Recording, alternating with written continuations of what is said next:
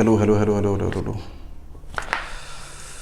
सो good morning student, physics Veda में आपका एक बार फिर से स्वागत है।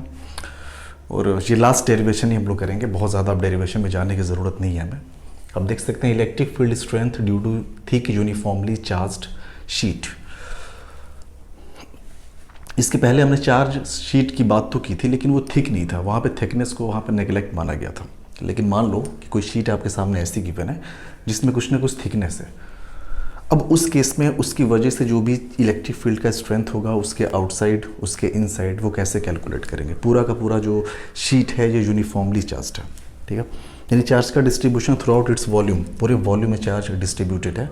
और हमने मान लिया कि जो चार्ज डेंसिटी यहाँ पे गिवन है वो है रो कूलोम पर मीटर क्यूब, ठीक है। पर मीटर क्यूब का अगर वॉल्यूम है तो रो कूलोम का चार्ज वहाँ पे है। जो शीट है उसकी थिकनेस को हमने मान लिया टी हमने थिकनेस मान रखी है। मान लेते हैं कि पॉजिटिवली चार्ज्ड शीट है, इस बात से कोई फ़र्क नहीं पड़ता पॉजिटिव है नेगेटिव है, सिर्फ और सिर्फ हमें मैग्नीट्यूड से मतलब है। तो चलो चार्ज को हम फिलहाल यहाँ पे दिखा रहे हैं। ये चार्ज को हमने दिखा दिया, पॉजिटिवली चार्ज्ड शीट है। और ऑब्वियस ही बात है चार्ज का जो डिस्ट्रीब्यूशन है वो यूनिफॉर्म हमने यहाँ पे मान रखा है, यूनिफॉर्मली चार्ज्ड है। अब इसके पहले जो शीट वाला हमने कैलकुलेशन किया था, तो शीट वाले कैलकुलेशन में एक चीज़ आपको साफ साफ पता रहा होगा वहाँ पे कि जो भी शीट की वजह से इलेक्ट्रिक फील्ड आता है उसके सरफेस पे या फिर सरफेस के आसपास वो कितना निकल के आता था, उसको हम साइड में यहाँ पे लिख दे रहे हैं। जैसे मान लो कि ये शीट को हम ऐसे ही दिखा रहे हैं, चलो ऐसे हमने दिखा दिया। ये कोई शीट है अगर आपकी, ये कोई अगर शीट है और यहाँ पे सिग्मा इसकी चार्ज डेंसिटी की मैंने सरफेस चार्ज डेंसिटी, ये है सिग्मा कूलोम पर मीटर स्क्वायर।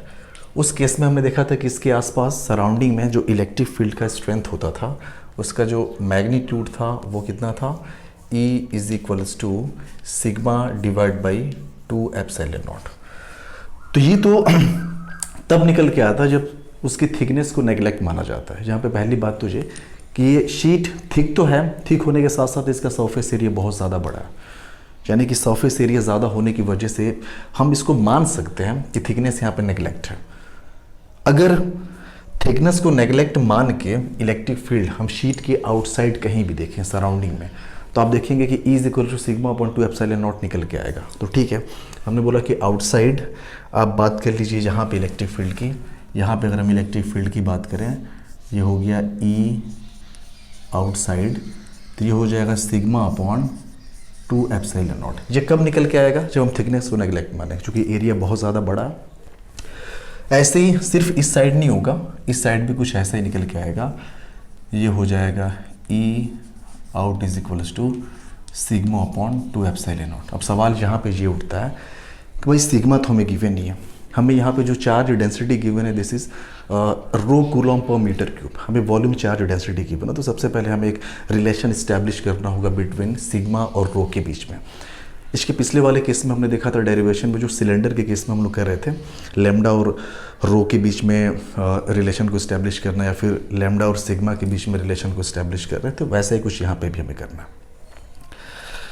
ये थिक शीट है, ठीक है। जो भी शीट यहाँ पे आपको दिख रहा है ये हॉलो नहीं है, ऐसा नहीं कि बीच में कुछ स्पेस वगैरह है, ये पूरा का पूरा भरा हुआ है ऐसा मटेरियल।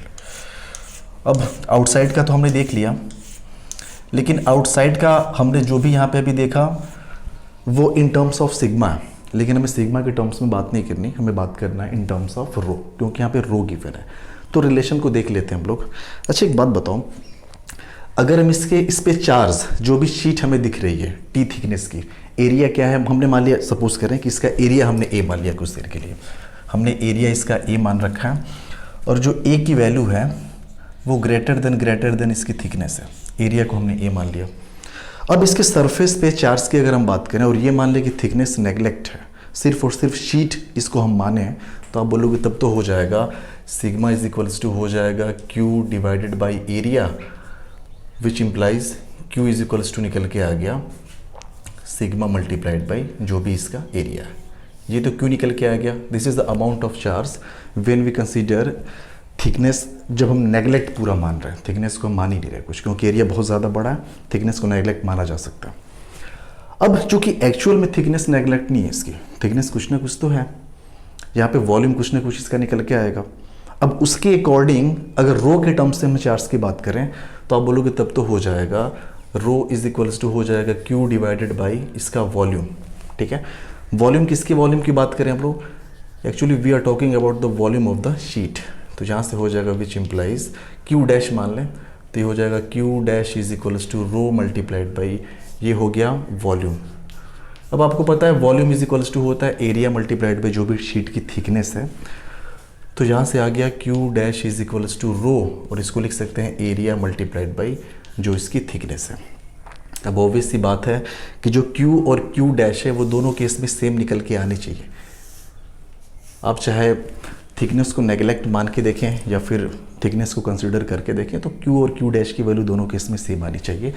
तो दोनों को जब हम आपस में इक्वेट करेंगे then we will find sigma into A is equals to, हमने क्या किया यहाँ पे कि Q is equals to Q dash कर लिया, तो sigma into A is equals to rho A multiplied by T. तो ये हो गया रो, दिस इज ए, और ये मल्टीप्लाइड बाई टी। अब देखेंगे ए से ए कैंसिल आउट हो गया और यहाँ पे सिग्मा निकल के आया, sigma is equals to rho, और यहाँ पे 1 मल्टीप्लाइड बाई टी। एरिया यहाँ पे क्या हो गया, एरिया की जगह पे 1 आ गया सिंपल कैंसिल आउट होने के बाद। यानी कि आप कह सकते हैं कि ये जो टर्म आपको दिख रहा है ना, this is the volume of unit surface area. ये निकल के आ गया आपका volume of unit surface area. ठीक है, तो जो रिलेशन हमें मिलना था रो और सिग्मा के टर्म्स में, वो रिलेशन हमें मिल चुका है, और वो है sigma is equals to rho multiplied by T.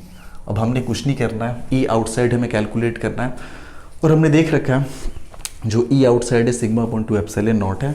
So E outside is equals to हो जाएगा सिग्मा अपॉन 2 एप्सिलॉन नॉट, और सिग्मा की वैल्यू हमने रख दी rho multiplied by T. So this is rho multiplied by D upon 2 epsilon not. तो ये जो एक्सप्रेशन है ना आउटसाइड द शीट, जो इलेक्ट्रिक फील्ड का स्ट्रेंथ, उसका जो मैग्नीट्यूड है rho T upon 2 epsilon naught, ये बहुत ज़्यादा इंपॉर्टेंट है खास करके कॉम्पिटिटिव एग्जाम्स के लिए।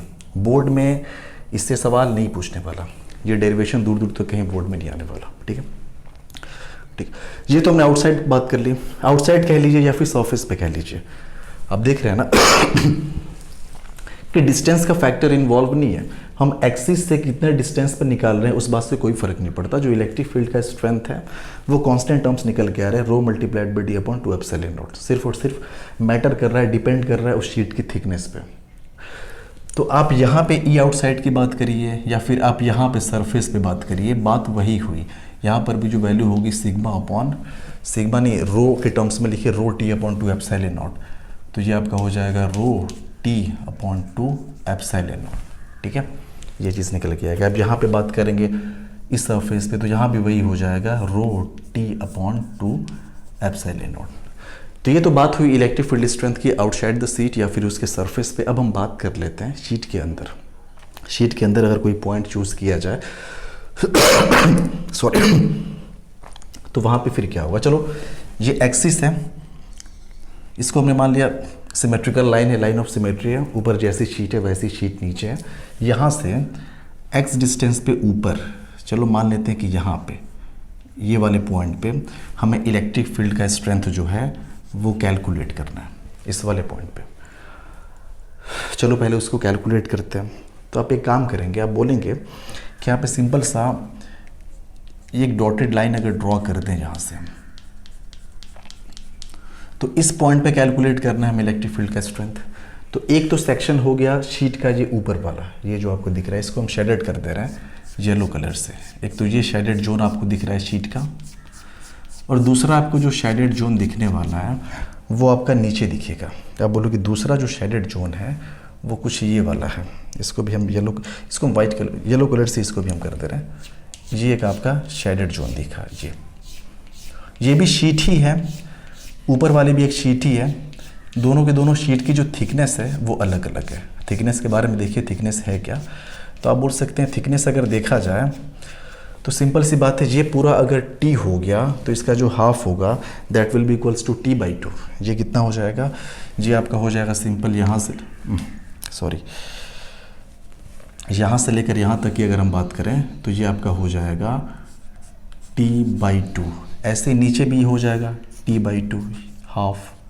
ठीक है, हमें अगर सिर्फ और सिर्फ इस थिकनेस से अगर मतलब है, ये वाली थिकनेस अगर हम देखना चाहें, ये वाली थिकनेस, तो आप कैसे बोलेंगे, ये वाली थिकनेस हो जाएगी t/2 और t/2 में से ये x को हटा दिया तो सो आपको ये वाला मिल गया। यानी ये जो है ये आपका है t/2 माइनस x। ऐसे ही ये पूरी की पूरी थिकनेस की बात की जाए यहाँ से लेकर यहाँ तक की, तो आप बोलेंगे ये तो t/2 है प्लस ये x है, तो इसकी थिकनेस आपकी हो जाएगी t/2 प्लस x। ठीक है, यानी कि हम कह सकते हैं कि ये जो पूरी कंप्लीट शीट आपको दिख रही है ना यहाँ पे, ये शीट एक्चुअल में दो शीट को लैमिनेट करके बनाई हुई है। आप कुछ देर के लिए ऐसा जूम कर सकते हैं, आप ये बोल सकते हैं कि एक तो शीट ऊपर वाली, यहाँ पे एक लाइन ड्रॉ कर दें तो आप बोलेंगे एक तो शीट ऊपर है जो कि t/2 माइनस x थिकनेस की है, एक शीट नीचे है जो कि t/2 प्लस x थिकनेस की है, and both sheets are laminated. दोनों को लेमिनेट कर दिया गया और पूरा का पूरा t थिकनेस का हमें एक शीट मिल गया। आप ऐसा कह सकते हैं, यानी कहने का मतलब कि यहाँ पे जो भी इलेक्ट्रिक फील्ड होगा एक तो इस शीट की वजह से ऊपर वाले, साथ ही साथ इस शीट की वजह से नीचे वाले शीट की वजह से, और दोनों का जो नेट निकल के आएगा हमें वही कैलकुलेट करना है। ठीक है, तो आगे हम लोग फर्दर कंटिन्यू करें। तो इलेक्ट्रिक फील्ड इसको मिटाने जा रहे हैं हम। ये जो साइड में हमने बना रखा है शीट, उससे बहुत ज़्यादा कुछ मतलब नहीं है।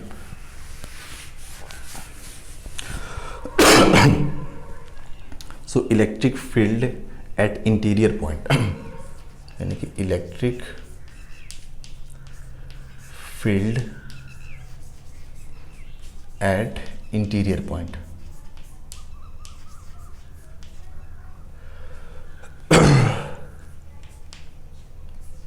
इंटीरियर पॉइंट, ठीक है, इंटीरियर पॉइंट पे इलेक्ट्रिक फील्ड हमें निकालना है। अब आप खुद सोचो, शीट की वजह से जो भी इलेक्ट्रिक फील्ड होता है वो आउटवर्ड डायरेक्शन में होता है उसके सरफेस पे।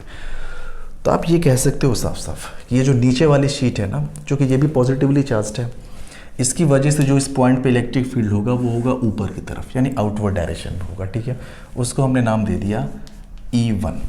ठीक है, साथ ही साथ इसी पॉइंट पे ऊपर वाली शीट जो कि t/2 माइनस x थिकनेस की है, उसकी वजह से जो इलेक्ट्रिक फील्ड होगा वो होगा डाउनवर्ड डायरेक्शन में। तो वो हमने दिखा दिया ऐसे नीचे की तरफ, और उसको हमने बोल दिया E2। यानी इन दोनों का जो भी रिजल्टेंट होगा that will give the net electric field at the point.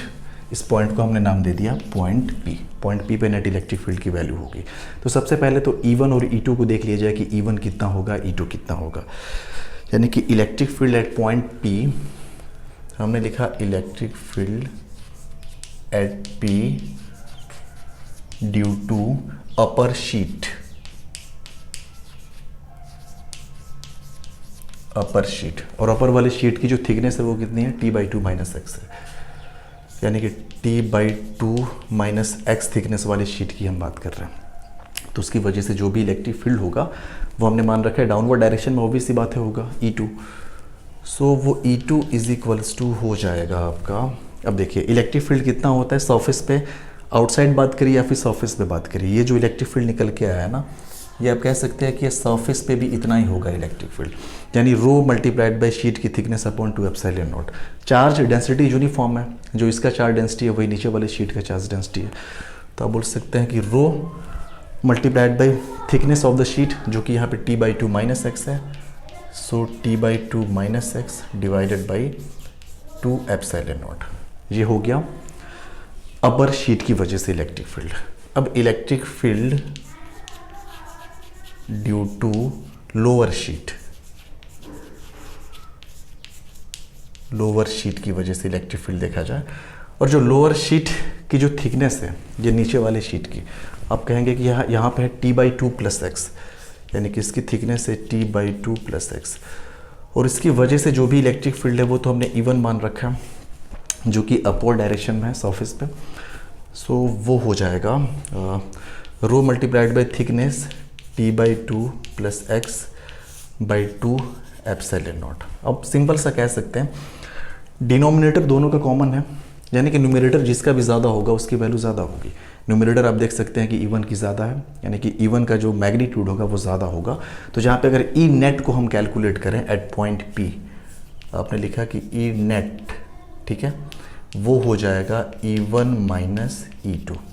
E1 minus E2 करिए, सो E1 हमने रखा रो और ये हो गया T/2 प्लस एक्स, ठीक है। एक काम करते हैं ना, rho upon 2 epsilon not common कर लेते हैं क्योंकि दोनों में आने वाला है।